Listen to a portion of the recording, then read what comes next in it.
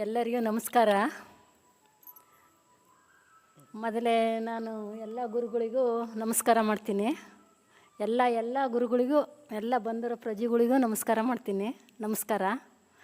ನಾವು ಕರ್ನಾಟಕದಿಂದ, ಶಿವಮೊಗ್ಗದಿಂದ ಬಂದಿದ್ದೀವಿ. ಸಮಸ್ಯೆ ಅಂತ ಬಂದಿದ್ದೀವಿ.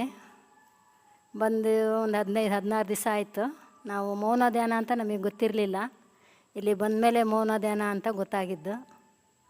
ಮೌನ ಧ್ಯಾನ ಎಲ್ಲ ಕಡೆನೂ ಇದೇ ಫಸ್ಟ್ ಆದರೂ ಎಲ್ಲ ಭಾಳ ಒಂಥರ ಆತ್ಮ ತೃಪ್ತಿ ಆದಂಗೆ ಆಗಿದೆ. ನಮಗೆ ಚೆನ್ನಾಗಾಗಿದೆ. ನನಗೆ ಓದೋಕ್ಕೆ ಬರಲ್ಲ.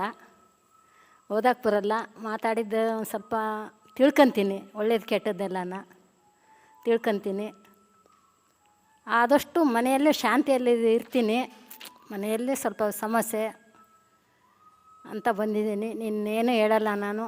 ಇನ್ನೊಂದು ಮಾತು ಹೇಳ್ತೀನಿ. ನಮ್ಗೆ ಇಲ್ಲಿ ಕರ್ಕೊಂಬಂದಿರೋದ್ರಿಂದ ನಮ್ಮ ತಮ್ಮ ಬಸವರಾಜ್ ಅಂತ ಹೇಳಿ ಮೈಸೂರಿಂದನ, ಅವರಿಗೆ ತುಂಬ ಧನ್ಯವಾದಗಳು ಹೇಳ್ತೀನಿ.